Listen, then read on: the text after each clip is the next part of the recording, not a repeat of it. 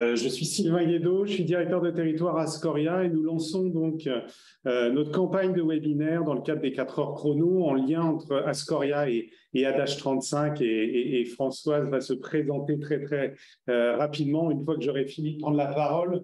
L'enjeu, c'est de vous présenter une série de thématiques durant cette année qui a trait évidemment aux évolutions juridiques et législatives autour de vos professions. Aujourd'hui, la thématique est le droit à l'image de la personne en tutelle ou en curatelle et comment assurer sa protection.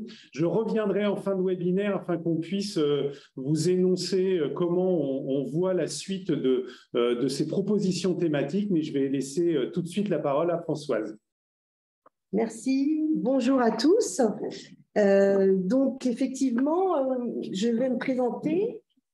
Certains d'entre vous me connaissent, voilà, je change de place. Certains d'entre vous me connaissent déjà puisque j'ai eu l'occasion d'intervenir les années précédentes sur donc ces thématiques, citées donc par Sylvain, dans le cadre des 4 heures chrono. Alors, je rappelle que je suis donc responsable d'une association un peu particulière, donc qui est basée à la cité judiciaire qui s'appelle l'ADAGE, qui est un lieu ressource sur toutes les problématiques autour de la protection juridique des personnes vulnérables.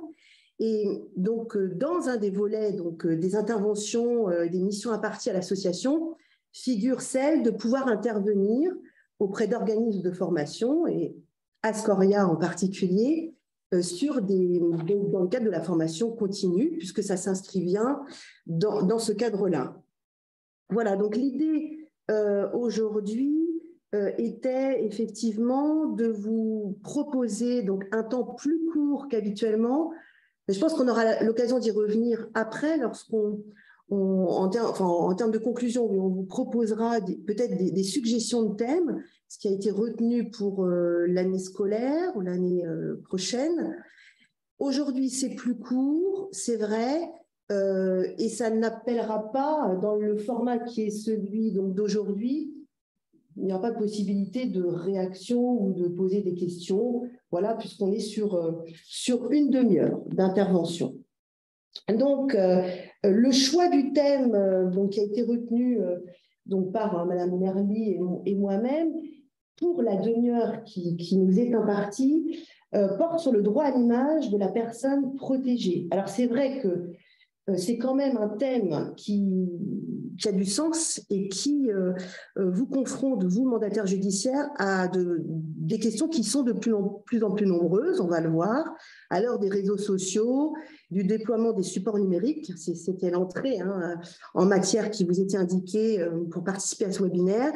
Et c'est vrai que le droit à l'image est un droit particulier, on va y revenir, qui peut, à un moment donné, d'abord se trouver menacé, c'est vrai, il y a des atteintes au droit à l'image, et particulièrement à l'égard d'une personne qui est protégée, puisque c'est une personne vulnérable.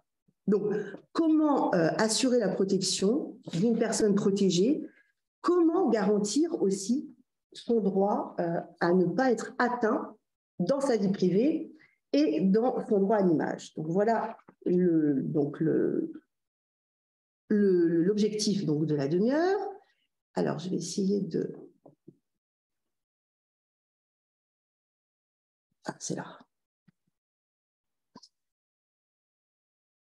Ah, 2 petites secondes, on essaie de dérouler le diaporama. Donc, c'est... Là en bas, petite flèche en bas. Ici? Là, tu cliques là. D'accord. Ici? Ouais. Voilà, d'accord, ok. Donc, voilà, donc ce qu'on va essayer de voir rapidement, donc essayer de redéfinir le droit, puisqu'on va voir qu'il y a un droit commun, en fait, du droit à l'image, et que ce droit-là s'applique aux personnes protégées. Donc, on va revenir bien sûr sur le cadre juridique, sur les précisions clés apportées par la jurisprudence, c'est important, et sur le droit à l'image lorsque la personne bénéficie d'une mesure de protection. Nous aurons aussi à regarder d'un peu plus près les sanctions qui peuvent s'attacher à l'atteinte au droit. C'est important, puisqu'elles peuvent être civiles ou pénales. Et ce qui est un peu nouveau, et ce qui peut aussi être une question, une demande aujourd'hui dans le cadre de vos missions, c'est ce qui va concerner la vidéosurveillance et la géolocalisation des personnes vulnérables. Dernière nouveauté, les audiences de justice, les audiences dans la justice peuvent être aujourd'hui enregistrées. C'est nouveau. Monsieur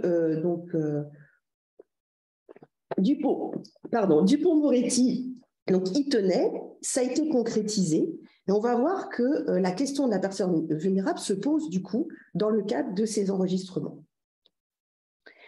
Donc, le fondement du droit à l'image, c'est l'article 9 du Code civil. Chacun a droit au respect de sa vie privée. Il a une valeur constitutionnelle depuis 1990, mais on va voir, donc c'est fondamental, hein, c'est vraiment un des premiers articles du Code civil, mais on va voir qu'il se distingue donc du droit à la vie privée au sens où il fait l'objet d'atteintes spécifiques et que sont attachées à ces atteintes des actions en fait en réparation distinctes également. Donc c'est un véritable droit. Et ce droit-là, il est extra-patrimonial, il ne concerne pas les biens. Quand je dis ça, ça vous fait tilt, puisqu'en tant que mandataire, on verra que pour tout ce qui concerne l'extra-patrimonial, et notamment l'action en justice extra-patrimoniale, il vous faut une autorisation du juge, mais je vais y revenir après. Le droit à l'image, c'est pour tous le droit d'autoriser ou de refuser la captation et la diffusion de son image. Et ça, c'est très important. Il y a le fait de capter et il y a le fait de diffuser. Et on va voir qu'aujourd'hui, la problématique, c'est la diffusion. La diffusion peut se faire à travers la presse, la télévision, bon, je dirais que ça fait le XXe siècle, les sites Internet, les réseaux sociaux. Et c'est là qu'en fait, on va être confronté, quand on donne une autorisation, à la question de la maîtrise de ce qu'on en a donné par rapport aux réseaux sociaux et aux sites en particulier. Donc, c'est la raison pour laquelle on dit aussi le droit à la protection, eh bien, en tant que données personnelles, est un droit qui est reconnu aussi, quand bien même on aurait donné une autorisation, on le verra après, de pouvoir effacer, donc c'est le droit à l'oubli, à l'effacement, à la suppression d'une donnée, et qui peut concerner l'image, mais pas seulement d'ailleurs. Le délit d'atteinte. Alors, le cadre juridique précis, c'est le délit donc d'atteinte au droit à l'image. Ce délit d'atteinte au droit à l'image, il est constitué lorsqu'on n'a pas autorisé la captation et la diffusion de son image, qu'on est identifiable et que ça se passe dans un lieu privé. Tous les mots ont leur importance. Si vous êtes donc capté et que votre image est diffusée, prise dans un lieu public, votre autorisation sera néanmoins nécessaire, pourtant on est dans un lieu public, parce que vous êtes isolé et reconnaissable. Donc il y a déjà une nuance, privé, autorisation, publique aussi, si vous êtes isolé et reconnaissable. Et ce qu'il faut ajouter à ça, c'est que le consentement ne se présume pas. L'accord verbal n'est pas suffisant. Pour le droit à l'image, il faut une autorisation écrite, spéciale et limitée. Et ça, en tant que mandataire judiciaire, il faut vraiment, s'il y a une chose à retenir, c'est ça. Quand vous êtes susceptible de délivrer, de donner un accord, en accompagnant la décision de la personne ou en la représentant, ce qui peut être possible, on va voir ça tout à l'heure, il faut que cet accord passe par un écrit spécial et limité. Alors, vous verrez que dans le diaporama, il y a un modèle d'autorisation. C'est un modèle, c'est pas du tout, il mérite certainement une critique et il peut être amélioré, il peut être personnalisé, mais ça vous donne quand même une idée de ce que peut être cet accord écrit. Donc, le photographe, le vidéaste doit obtenir un accord avant la diffusion. Il ne peut pas se contenter d'un consentement, on lève la main, on adhère, ça n'est pas possible. Il faut que ça soit un écrit. Et surtout, il faut se poser la question du support. Ça, c'est très important. Sur quel support est diffusée l'image? Dans quel objectif? Voilà. Enfin, la personne protégée, quel est l'intérêt de cette captation et de cette diffusion? Est-ce que c'est pour valoriser? Est-ce qu'il s'agit de s'intégrer dans un groupe? Je pense notamment aux établissements, donc de valoriser des activités pour les personnes. Quel est l'objectif? Et dernière chose, pour quelle durée? Il faut absolument que l'autorisation que l'on délivre le soit pour une durée déterminée, et la plus courte possible d'ailleurs. Ce qui est important aussi, c'est qu'un accord préalablement donné pour une photo, la publication d'une photographie par exemple, qui serait réutilisée dans un autre contexte, dans un but différent de la première publication, n'est pas suffisante. C'est-à-dire que l'autorisation de départ ne sera pas suffisante. Il faut à nouveau solliciter un consentement. Et là, on a une jurisprudence donc, que je vous ai d'ailleurs... que j'ai dû, voilà, vous indiquer. Donc, je passe rapidement sur la jurisprudence.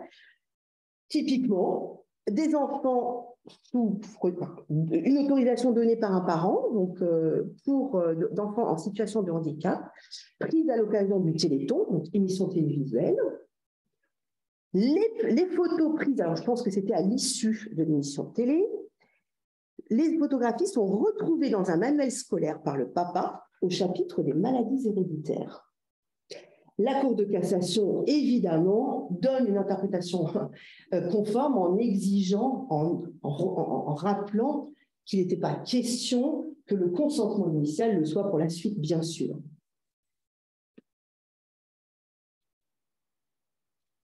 Alors, attendez, là, je me suis trompée de flèche.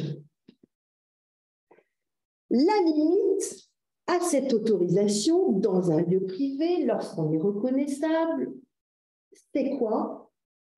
C'est le droit à l'information. Et là, je peux vous dire qu'il y a de la jurisprudence liée à la liberté d'expression et à la liberté artistique et culturelle. Et là, effectivement, l'accord n'est plus nécessaire. L'accord n'est plus nécessaire pour la captation et la diffusion de certaines de ces images, sauf si la dignité n'était pas respectée.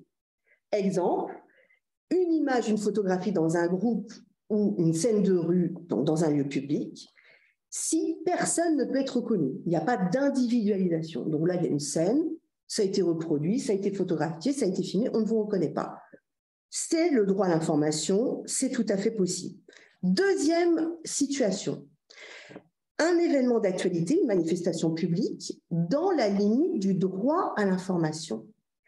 Typiquement, vous êtes dans une manifestation, vous vous retrouvez dans le Ouest de France, pour ne pas citer notre quotidien local.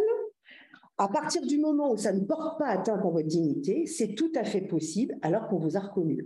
Ça nous arrive souvent, oh monsieur machin, mais c'est la fin, qu'on voit effectivement à l'occasion d'un reportage ou d'un compte-rendu dans un journal ou dans un média. Et même chose, l'image d'une personnalité publique dans l'exercice de ses fonctions, si le but de l'image est d'informer, est tout à fait possible. Exemple, Nathalie Appéré, maire de Rennes en ce moment, avec la ligne B du métro, elle est quand même très souvent dans le Ouest de France. À juste titre, pour expliquer que le démarrage, voilà.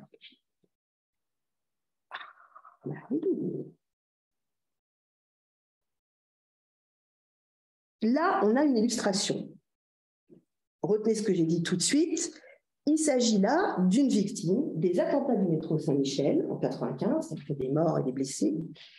La victime est identifiable sur, donc, effectivement, dans une revue, alors la revue PM Paris Match, et elle estime que elle aurait dû autoriser cette diffusion, car elle était identifiable. Et la Cour de cassation nous dit que le cliché pris sans cette autorisation, dans la mesure où il ne porte pas atteinte à la dignité, il était dépourvu de recherche de sensationnel, alors ça c'est pour Paris Match, et de toute indécence, légitimait le fait qu'elle n'ait pas été donc sollicitée pour une autorisation.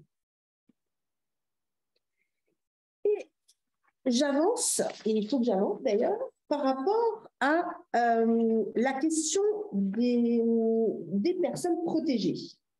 Donc, effectivement, les personnes protégées, la question qu'on peut se poser, alors déjà, toutes ces règles que l'on vient de citer s'appliquent aux personnes protégées. Le droit à l'image, on peut se poser la question quand même de savoir s'il relève de la sphère des actes strictement personnels. Alors, je ne reviens pas là-dessus, mais l'article 458, vous le savez, vous le maîtrisez parfaitement, établit une liste de décisions qui ne peuvent jamais faire l'objet d'une substitution ou d'un accompagnement par le mandataire judiciaire. Parce que ça relève de l'intime, de la vie privée, de l'autorité parentale. Et on sait que cette liste-là n'est pas limitative, puisque la jurisprudence est venue préciser, en fait, et je dirais même élargir la liste de ces actes. Je pense en particulier à l'accès aux origines personnelles, à l'acceptation d'un divorce sur demande acceptée. Bon, on a une liste non limitative. Et du coup, ça milite un peu en faveur du fait qu'on pourrait imaginer que le droit à l'image soit finalement relève de cette sphère-là, et que si la personne, du coup, n'est pas en mesure, elle, de pouvoir donner un consentement écrit, rien ne peut se passer. Alors, le Code civil, c'est vrai, place la seule jurisprudence qu'on ait et qui concerne des personnes sous protection par rapport au droit à l'image, cette jurisprudence sous cet article 458, et voilà, nous fait dire aussi que le Code civil illustre cette exploitation de l'image dans ce chapitre autour des actes strictement personnels. Mais les praticiens, dont Mme Ferrand-d'Église, dont d'éminents experts et auteurs en fait de notre littérature dans le domaine de la protection juridique, militent eux en faveur d'un acte simplement personnel, c'est-à-dire d'un acte personnel ce qui signifie que la personne prend seule les décisions relatives à sa personne, qu'elle peut être assistée ou représentée selon son degré d'autonomie. Ça, c'est ce qu'on connaît aujourd'hui de la sphère des actes qui sont extra-patrimoniaux. Alors, on a une jurisprudence, c'est pour ça que c'est intéressant quand même d'y revenir, cette fameuse jurisprudence de 93 qui rappelle... Alors, il s'agissait de pensionnaires d'un établissement filmé dans le cadre de la réalisation d'un documentaire destiné à être projeté donc sur 2 chaînes de télévision. Alors c'est vieux tout ça. Hein. Les personnes bénéficiaient tous d'une mesure, mais à l'époque, vous savez ça, pour ceux qui sont les plus anciens et qui m'écoutent, qu'on avait des personnes sous tutelle d'associations, sous tutelle d'État, et des personnes dans les établissements qui pouvaient être sous ce qu'on appelait la gérance de tutelle. Et cette modalité d'organisation de la mesure de représentation ne donnait que très peu de pouvoir à celui qui était nommé, notamment l'agent de l'EHPAD ou de l'établissement. Donc, la Cour de cassation nous dit quoi? Nous dit qu'il aurait fallu que le représentant légal donne son autorisation pour qu'il n'y ait pas d'atteinte, parce qu'évidemment, ça a été contesté. Aucune autorisation n'avait été donnée, ni même demandée au juge, les tutelles. Et la Cour répond sur 2 postulats très intéressants. 1, pour qu'il n'y ait pas d'atteinte, il faut une autorisation du représentant légal. Et deuxièmement, puisque ce gérant de tutelle n'a que très peu de pouvoir, je viens de vous l'expliquer, il aurait fallu qu'il sollicite une autorisation auprès du juge des tutelles. Donc ça milite plutôt en faveur du fait qu'il est possible d'autoriser la publication d'une photographie ou la participation d'un usager à l'occasion d'un film documentaire, quand bien même il serait représenté par son tuteur. Pour certains juges des tutelles, alors là on va avoir des pratiques différentes, certains donc, considèrent qu'il faut qu'il soit sollicité lorsque la personne ne peut pas prendre une décision éclairée.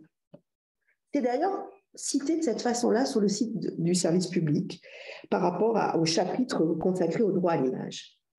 Certains donnent aussi une autorisation dans la décision initiale, la première décision de tutelle.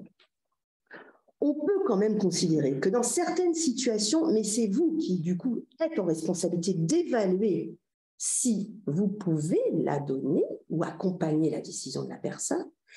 Pour des résidents, une photo qui serait diffusée dans un établissement qui les valorise, à condition que la durée soit limitée et que surtout vous maîtrisiez, vous, vous avez donc un rôle de contrôle, le support qui sera utilisé. C'est surtout là, en fait, que la question va se poser et que parfois on ne délivrera pas, en fait, d'autorisation. On peut aussi, concernant le droit à l'image donc des personnes protégées, se poser la question de savoir si le droit tombe sous le coup donc, de cet article d'actes ou de décisions portant gravement atteinte à l'intimité de la vie privée. Alors, certains ont sollicité et sollicitent les juges des tutelles sur ce postulat-là pour être autorisés, en fait, par le juge des tutelles au titre de cet article. Et on a un exemple d'une décision donc qui date un peu, hein, mais on a peu de jurisprudence en réalité hein, sur ces questions-là. De 2011, qui est une décision d'un juge des tutelles de Rennes. Alors, ça ne vaut pas jurisprudence, mais quand même, il s'agissait d'un tuteur, d'un représentant légal qui sollicitait le juge pour être autorisé à autoriser la diffusion donc, de photographies pour un résident en EHPAD, dans la mesure où lui ne pouvait pas, en fait, donner un consentement éclairé. Le représentant légal donc, présentait bien le contenu, l'objectif, le fait que ça ne porte pas atteinte à la dignité et que ça s'inscrive, en fait, dans le cadre donc, d'une newsletter, d'un bulletin d'information de l'établissement, bref, qu'on contrôle aussi le support sur lequel ça serait donc utilisé. Et là, le juge répond, dans la mesure où ce droit et cette autorisation ne portent pas atteinte au droit à l'image, il prononce un non-lieu à autorisation. Il estime qu'il n'a pas besoin, en fait, d'autoriser cette décision. Donc c'est important, parce que du coup, ça confirme ce que je disais avant, on n'est pas forcément toujours dans l'obligation de solliciter le juge. Alors voilà l'exemple d'attestation, je passe, vous lirez ça puisque vous aurez le support, donc vous avez un exemple d'attestation qui permet de préciser qu'on émet des réserves. Et ça veut dire que ça transfère la responsabilité, en fait, à celui ou celle qui va diffuser ou qui va capter. Voilà, on émet des réserves, il faut que tout ça soit respecté. Sur les sanctions civiles et pénales, c'est important de les connaître. Et ça va me permettre de rebondir après sur la géolocalisation notamment. On a donc d'abord une demande lorsqu'on n'est pas d'accord et qu'on n'a pas donné son consentement sur le fait qu'on découvre sa photographie. Vous pouvez faire le test. Hein.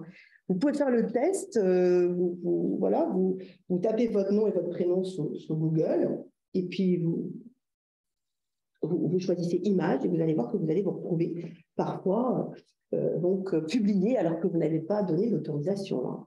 Alors, on peut demander le retrait, évidemment, et si on n'obtient pas gain de cause, et c'est souvent le cas malheureusement, c'est un peu compliqué quand même, hein, la saisie de la justice est possible, y compris en référé, ça veut dire en urgence, pour faire cesser rapidement cette atteinte.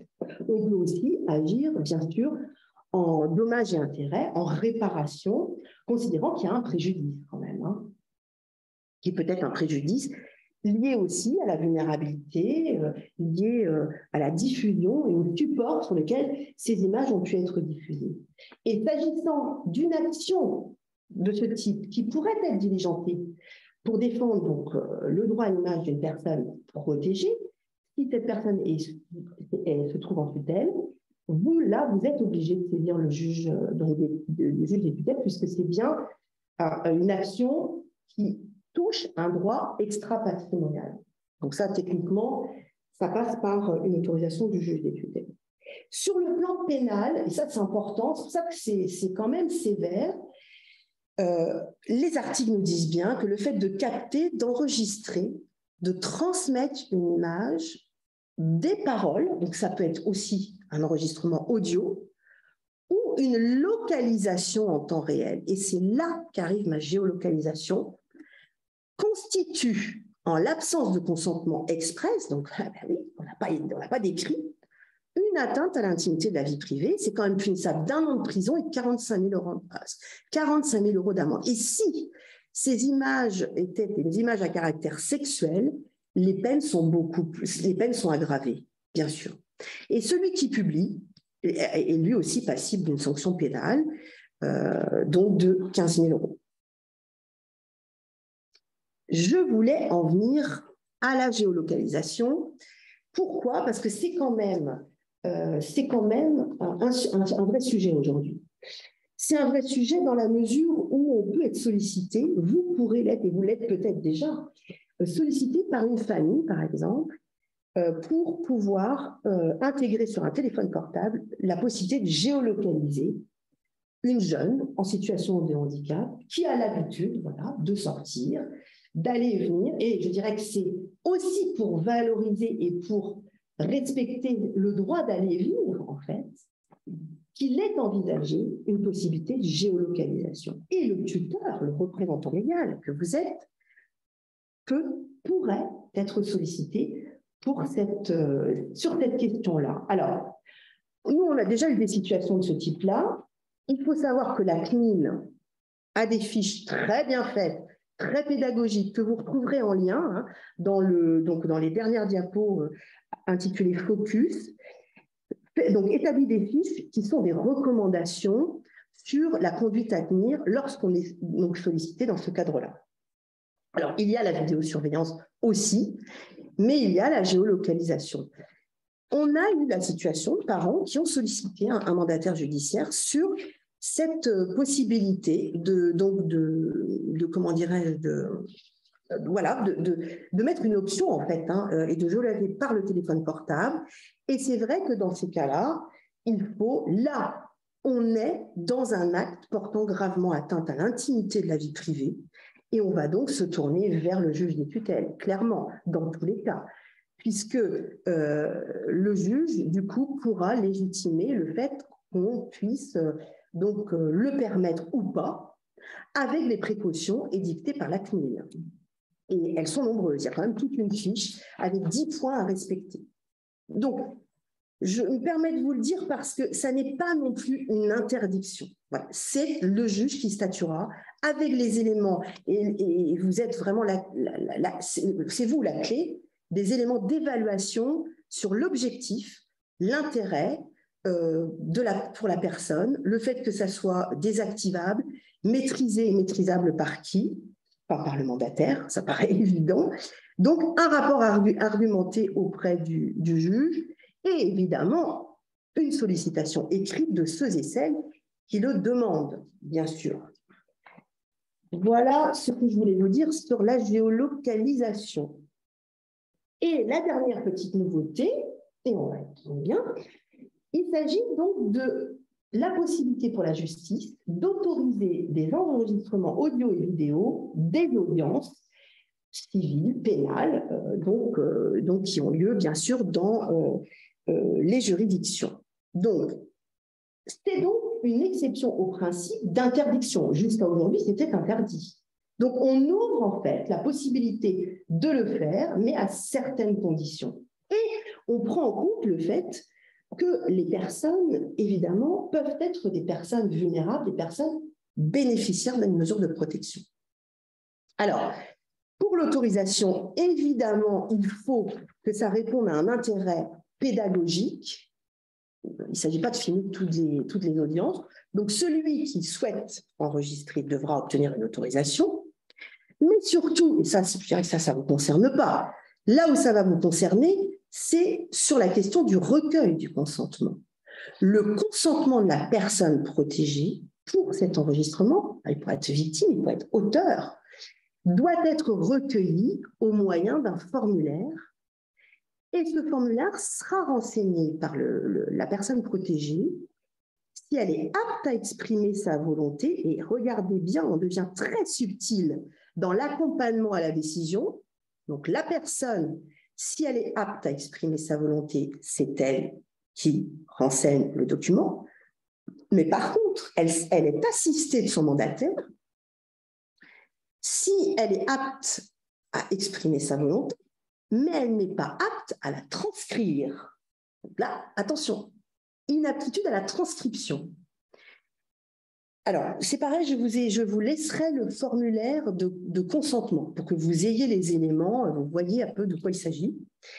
Et sur la diffusion, eh bien, heureusement, bien sûr, il y aura une obligation d'occultation des personnes protégées. État civil masqué, floutage des visages et silhouettes et déformation de la voix. Donc, à partir de là, on assure une certaine sécurité quand même pour pouvoir autoriser. Et voilà le formulaire. Donc, vous avez le sous-signé, ça peut être vous. Pourquoi ça peut être vous? Parce que là, en ma qualité de, on imagine 3 hypothèses. La personne qui bénéficie d'une mesure, la personne qui bénéficie d'une mesure et donc avec une représentation à la personne, et la personne chargée de la mesure, et là c'est vous, donc d'une mesure de protection avec représentation à la personne, parce que la personne est inapte à exprimer sa volonté. Donc les 2 premières catégories concernent les personnes elles-mêmes. Et on voit bien qu'on est beaucoup plus affiné sur la question de l'aptitude ou pas, 1, à exprimer un consentement, 2, à transcrire son consentement. Et ça, c'est bien. C'est plutôt une bonne nouvelle. Le législateur voilà, prend bien en compte la réalité de la vulnérabilité. Et je pense que j'en ai... Voilà, le formulaire, on autorise, n'autorise pas, parce qu'évidemment, il ne s'agit pas d'autoriser, il s'agit d'examiner tout ce que je viens de vous dire pour autoriser ou pas. Et pour aller plus loin, donc je conclus avec voilà, ce focus. Vous avez les textes, mais vous avez aussi les liens sur voilà, les sites services publics, de la CNIL, du signalement aussi, on n'a pas le temps. Mais vous savez qu'il existe aujourd'hui une plateforme de signalement pour la cybercriminalité, et je pense notamment évidemment, il y aura une plainte, mais aux personnes vulnérables qui se retrouvent en photo avec du chantage à la clé parce qu'elles ont fait des images, personnes protégées, ça arrive, hein, des images à caractère sexuel, qui se retrouvent sur la toile avec un chantage financier, une menace de publication. Il y a aujourd'hui une plateforme qui s'appelle Pharos qui permet de signaler assez facilement tous ces délits, en fait. Parallèlement, évidemment, aux plaintes que l'on va déposer, que la personne déposera, ou au signalement que vous serez susceptible de faire à ce moment-là au nom d'une personne protégée, si effectivement c'est légitime et nécessaire. Et je crois que je m'arrête là pour la présentation. Merci Françoise, merci beaucoup pour cet état des lieux complet, avec en plus toutes les subtilités des jurisprudences et de l'application. Donc, comme je l'énonçais en première partie, en toute petite introduction tout à l'heure, ce webinaire, en fait, annonce une série de webinaires que l'on souhaite vous proposer durant toute l'année scolaire là, qui s'ouvre devant nous. Alors, l'enjeu, évidemment, c'est d'avoir quelque chose peut-être de plus étendu en termes de temps, qui permette aussi, évidemment, l'échange de questions-réponses. Bref, ce qu'on a l'habitude de faire dans le cadre des 4 heures chrono. Et on avait imaginé un certain nombre de thématiques. Alors peut-être tu peux en dire 2 mots, Françoise? Voilà, donc c'est vrai que les 4 heures chrono, pour ceux qui ont pu y participer, sont organisés et le seront encore donc en 2 fois 2 heures pour justement pouvoir se poser sur un thème, un sujet, et peut-être de prendre le temps aussi de l'étudier. Je dis ça parce qu'on apprend toujours de l'expérience et notamment des années précédentes où peut-être que les thèmes, c'est tellement vaste, il y a tellement de questions et d'enjeux autour de ces sujets qu'on a peut-être eu l'impression l'année dernière qu'on pouvait cavaler un petit peu pour entrer dans le format des 2 fois 2 heures. Donc le choix du sujet du coup est important et un seul choix, un seul sujet pour 2 fois 2 heures, ça peut être aussi effectivement une façon de répondre de façon adaptée donc aux enjeux du sujet.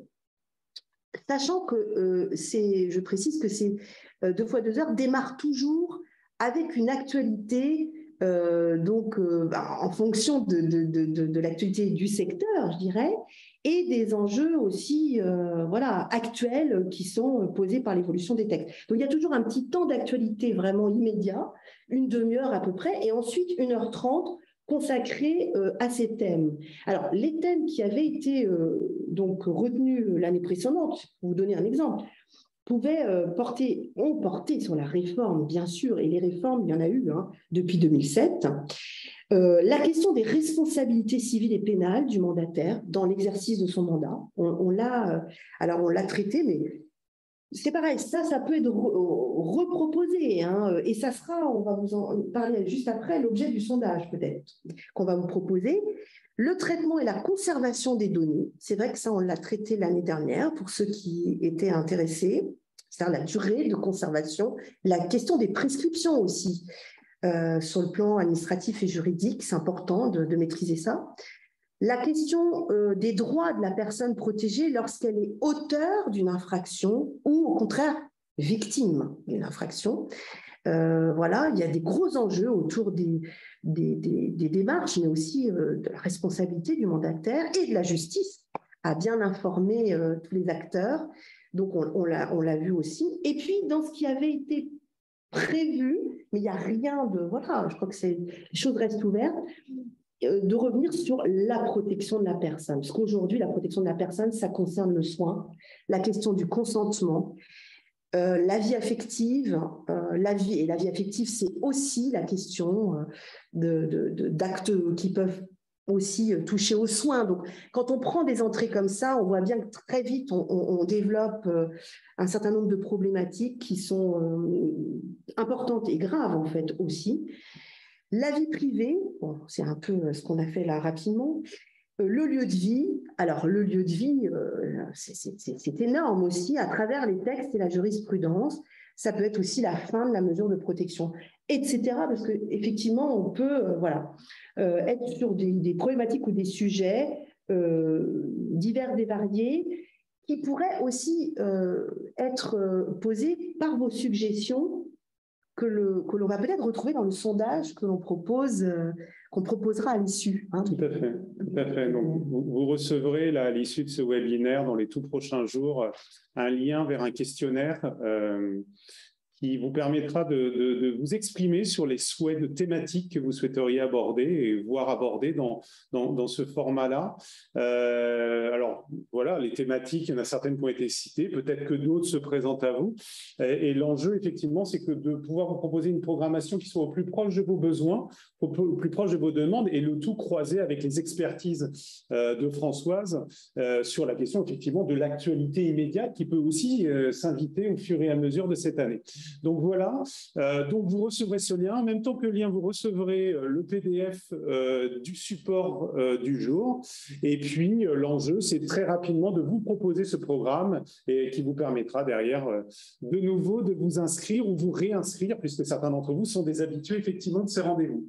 Voilà, il ne nous reste plus qu'à vous remercier. Oui, merci Françoise aussi. Merci de votre attention, parce que c'est de la visio et il faut rester attentif. Donc merci beaucoup. Et à très bientôt. Au revoir. Au revoir.